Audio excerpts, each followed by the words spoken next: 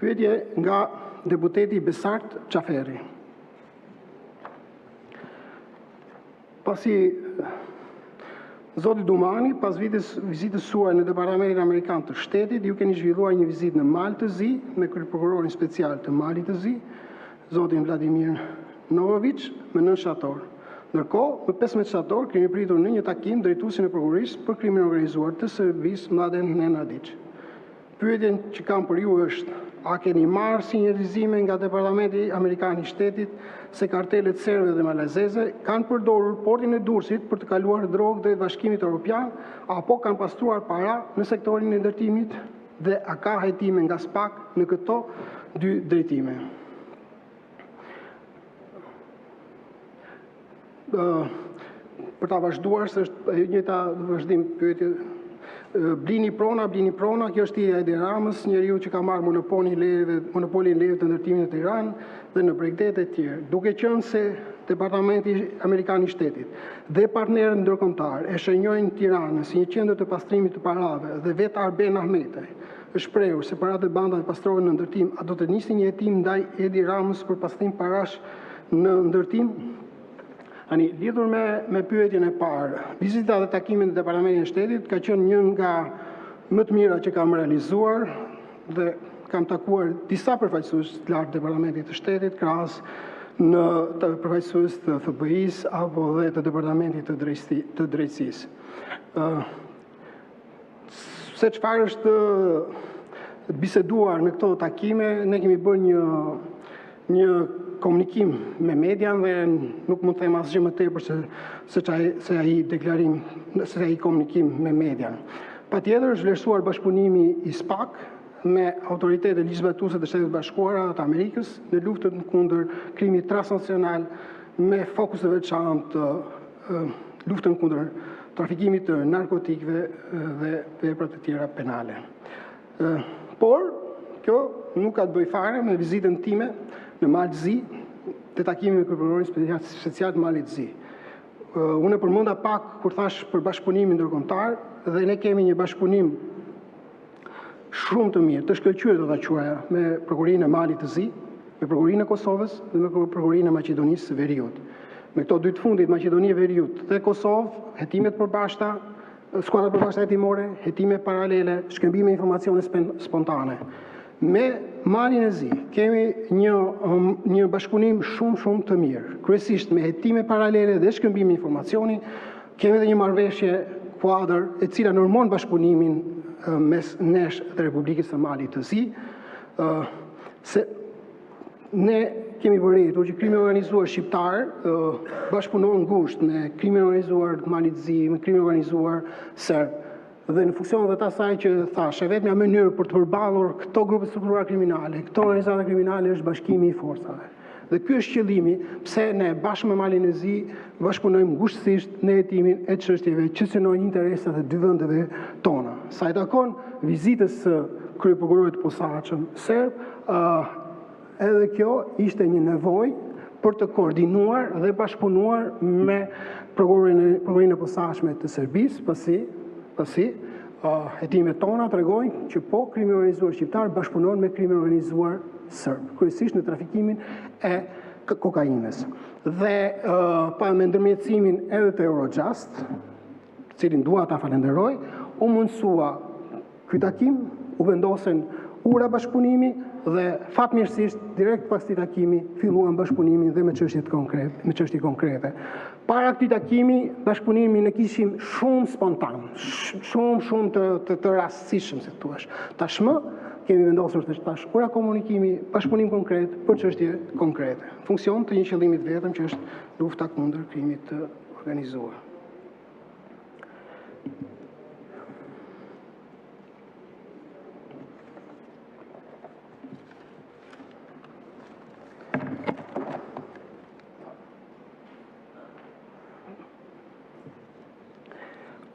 Pyetje të deputetit Klevis Balliu.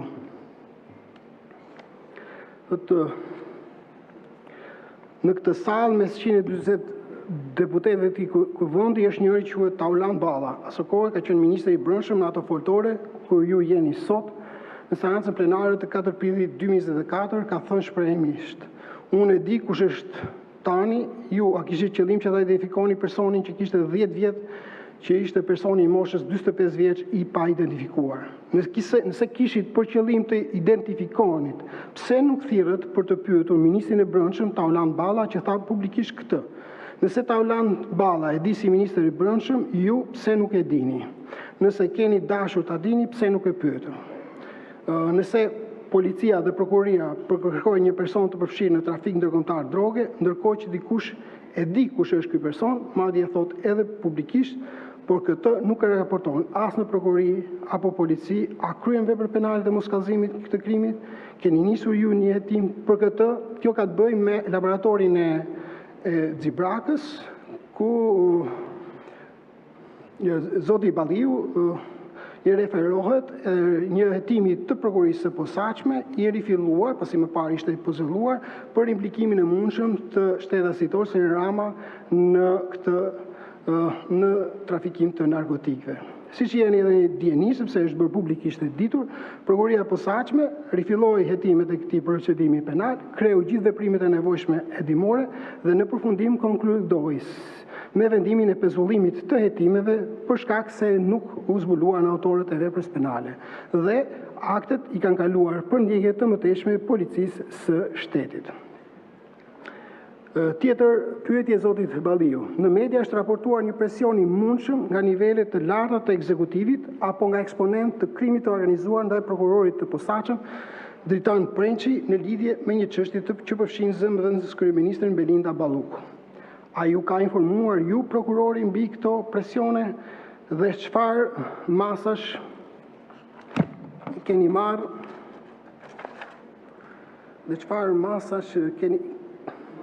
keni marrë ju si drejtuesi SPAK? A e dini pse e them këtë? Sepse kam dëgjuar ta thotë zonja Balluku kudo ku shkel. Madje në fushat ndodhi edhe vota duke ofruar mbrojtje nga SPAK në emrin tuaj.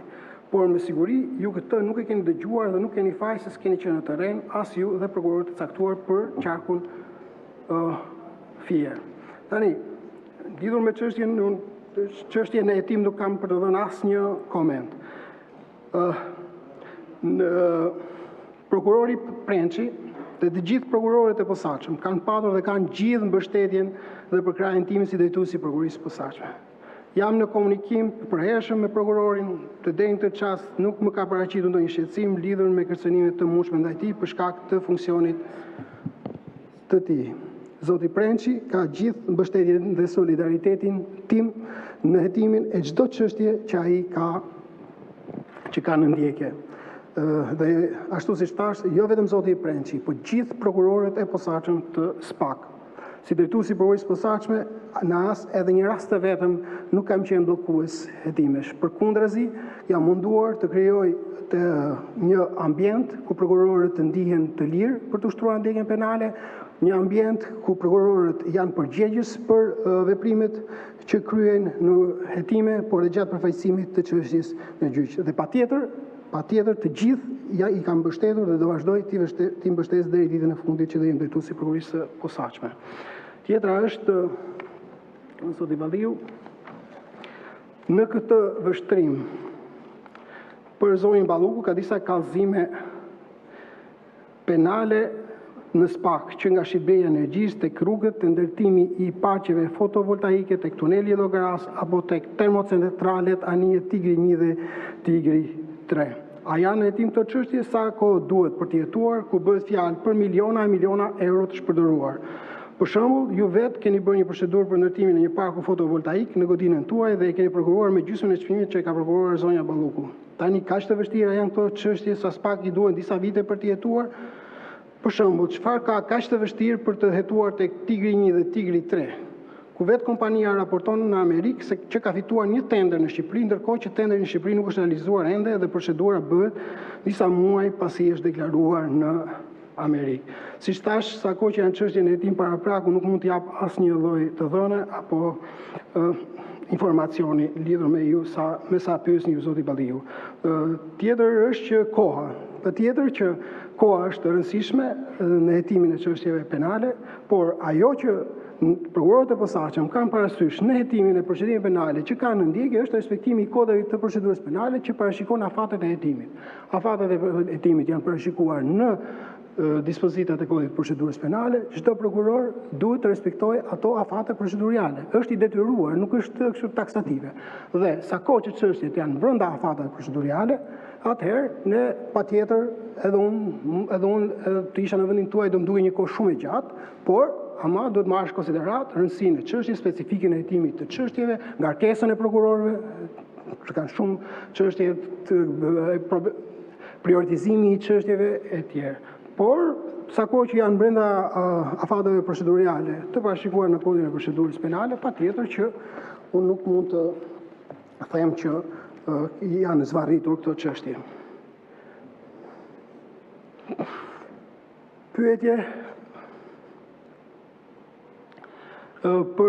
Pyetje nga deputeti Flamur Noka.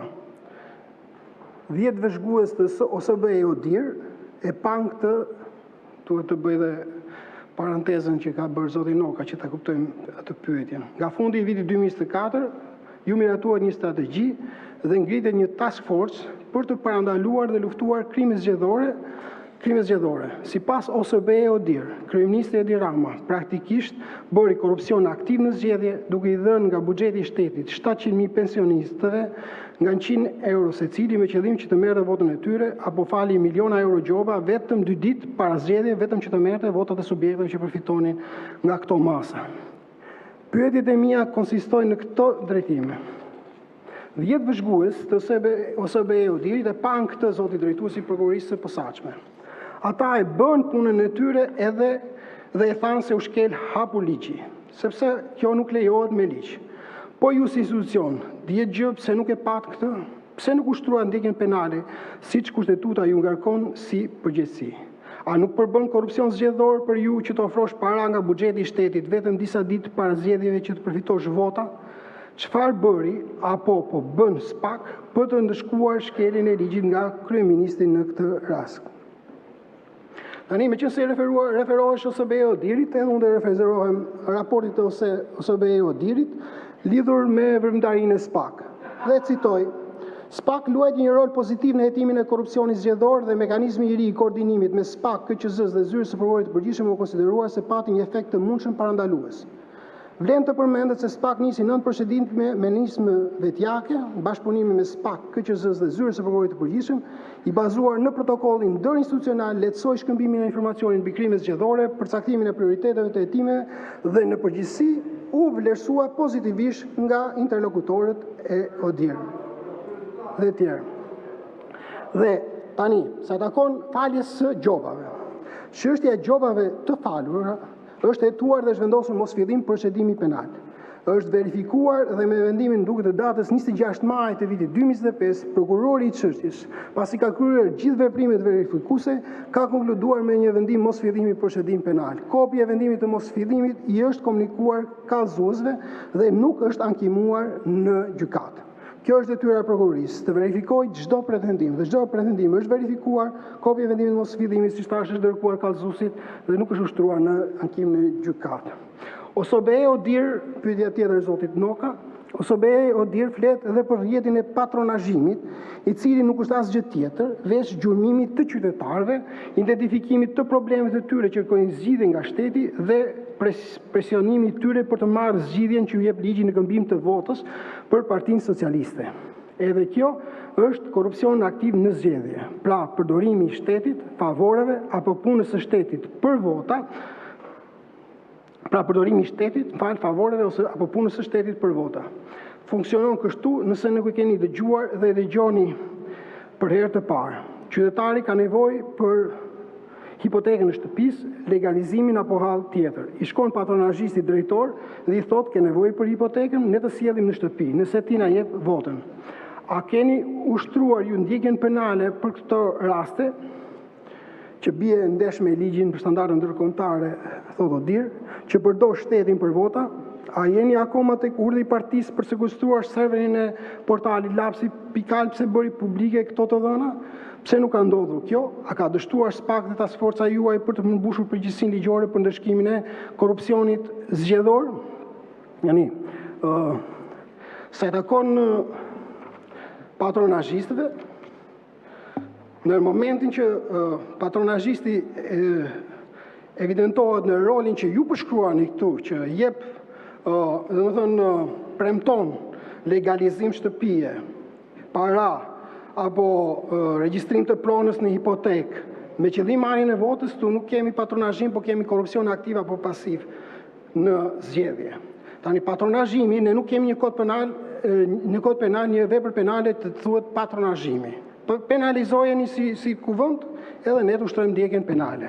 Sa i takon çështjes së lapsi.al, asaj i referoni, kjo çështje është transferuar që në shtator të vitit 2021 në Prokurorinë e Jurisdiksionit të Përgjithshëm Tiranë dhe nuk kam një informacion se çfarë është bërë lidhur me këtë procedim penal. Ajo që mund të them unë, po, kemi patur një rast ku është denoncuar një aplikacion që quhet Vendi Im.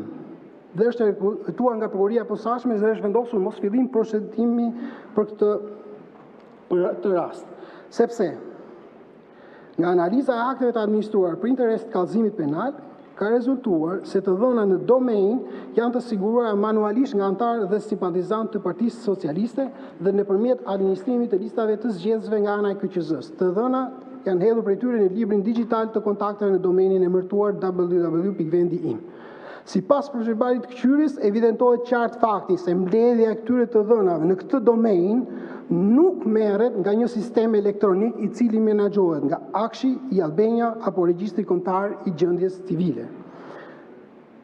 Mbledhja e të dhënave apo administrimi i listave të zgjedhësve dhe ekstraktit të përbërësve zgjedhor në dispozicion të subjekteve zgjedhore dhe publikut nëpërmjet KQZ-s, si dhe hedhja mandej në domeine për efekt të një menaxhimi sa më thjesht, si dhe për punimin e tyre, sipas vendimeve të marra nga organet ligjvatuese të çdo subjekti politik në kuadër të fushatës zgjedhore apo ushtrimit të vëndarisë së saj, mund të kontraktohet, aplikohet dhe përdoret nga çdo subjekt zgjedhor me kushtin që këto të dhëna të mos ndërveprojnë dhe shkëmbejnë informacion me domenet shtetërore, siç thash, Akshi i Albania, Regjistri Kombëtar i Gjendjes Civile e tjerë. Është vendosur mosfillimi, kopja e vendimit të mosfillimit është dërguar kallëzuesit dhe vendimi i mosfillimit edhe sot që flasim është në fuqi. Tjetër është ai ka mbushur, a ka dështuar SPAK dhe task forca juaj për të përmbushur përgjegjësitë ligjore për ndëshkimin e korrupsionit zgjedhor.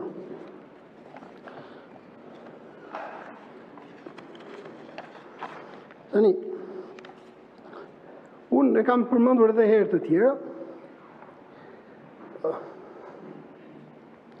SPAK ka verifikuar çdo pretendim të kallëzuesve, qoftë në rastin kur kallëzuesit kanë qenë subjekte politike, rastin kur kallëzuesit kanë qenë qytetarë shqiptar, madje edhe kallëzime anonime apo institucione shtetërore. Në çdo rast, dhe ky ka qenë edhe objektivi i task forcës së ngritur, që në çdo rast verifikimet të bëheshin në kohë rekord, me qëllim që secili kallëzues të kishte një vendimarrje në një kohë sa më të shpejtë. Dhe ne kemi vendosur në 43 raste mos fillim procedimi penal. Nga 43 raste janë ankimuar në gjykatë vetëm 3. Dhe gjykata ka lënë në fuqi vendimet e mosfillimit të procedimit penal. Kryesisht këto kallëzime penale kanë patur për objektiv punësimin e paligjshëm, ajo që quhet asfalti elektoral apo dhe përdorimi i administratës publike. Dhe ne si institucion, thash në kohë rekord, kemi verifikuar gjithë materialet kallëzuese dhe kemi disponuar në vendim mosfillimi. Sa kohë që kallëzuesit, përfshirë dhe ju, nuk keni ankimuar këto vendime mosfillimi, tregon që jeni pajtuar me këtë vendimarrje të prokurorisë së posaçme.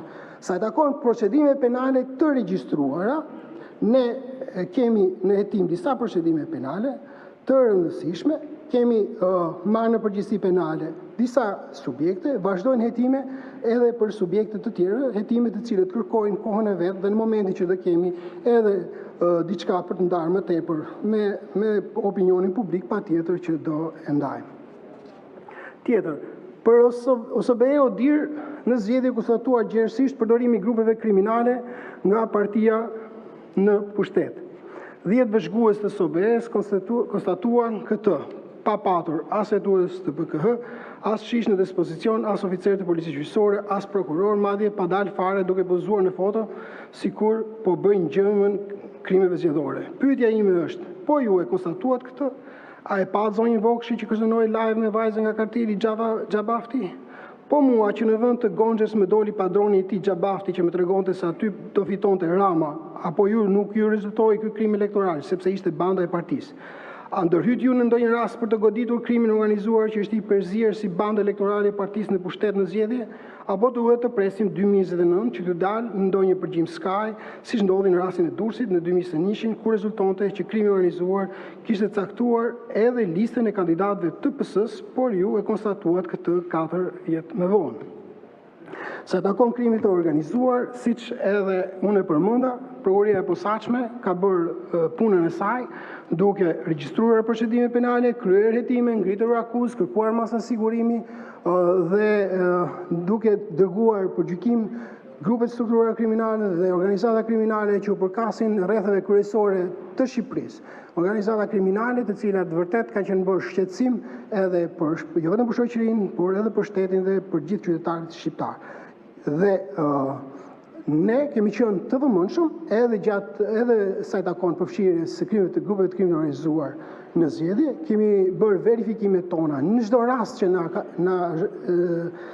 që jemi vënë në dieni dhe kemi kryer verifikimet e nevojshme. Patjetër që ka ndoshta shumë punë për të bërë, por ne kemi bërë më të mirë, mos harrojmë që jemi një institucion me 20 prokuror edhe me rreth nuk do theja 60 hetues, sepse një pjesë e mirë e tyre janë të sektori i përgjimit dhe nuk janë në terren, por rreth 40 sa hetues byros kombëtare të hetimit dhe kemi përballuar prokurorët e posaçëm gjatë gjithë periudhës së fushatës zgjedhore, kanë përballuar një volum pune shumë të madh dhe kanë bërë çfarë ka qenë e mundur në drejtim edhe të evidentimit të rasteve të krimit organizuar të përfshirë në zgjedhje. Patjetër, asgjë nuk ka mbaruar, ne hetojmë në momentin që kemi prova, kushdo që tjetë i përfshirë do vjet para përgjegjësisë penale. Sa i takon përballjes së zonjës Vokshi me Xhabaftin, por edhe ju zoti Noka ju thoni me kartelin e Xhabaftit, tani ne lidhur me këtë kemi ardhur në dieni dhe prokurori i ngarkuar prokurori i Spakut që mbulonte Tiranën ka marrë kontakt direkt, ka qartësuar situatën dhe të përgjigja kemi dhënë zotit Balliu duket në komision të ligjeve dhe kemi verifikuar që nuk ishte kompetenca jona, dhuna që ushtroi ndaj një deputeti. Nuk është në kompetencë tonë, ne kemi deputetin subjekt të posaçëm, po jo dhuna që ushtroi ndaj një deputeti. Dhe ne direkt, patjetër, kemi njoftuar prokurinë e Tiranës dhe ju kemi kërkuar atyre të përfshihen në ndjekjen e rastit. Kemi bërë veprime të shpejta në kohë rekord këto që thash, por nuk ishte rast që mund të trajtohej nga ne, por nuk është se mbyllën veshët. Jo, e adresuam atje ku duhej adresuar. Tjetër, por rasti i ndërhyrjes tjetër pyetje, por rasti i ndërhyrjes në Durrës tek troplinët me kërkesë me hetim e kërkesë të autoriteteve të huaja u kërkua arrestimi i tyre që në shkurt 2025. Ju dhe Irena Gjoka Maneku, Shpata, e mbajtit këtë kërkesë nga shkurti deri në maj, derisa të mbaroni zgjedhjet. Them kërkuat të arrestoni sepse ato mbaruan punën e zgjedhjet dhe pastaj u njoftuan e ja mbathën e sot janë në drejtim paditur. Në fakt, si pjesa dërmuese e krerëve të organizatave kriminale që keni shpallur me bujë se keni goditur. E vërteta është që çdo goditje ka ardhur për organizatat kriminale ku ka burimin të dhënat Sky, Enkro apo kërkesat e autoritetet të huaja kur jeni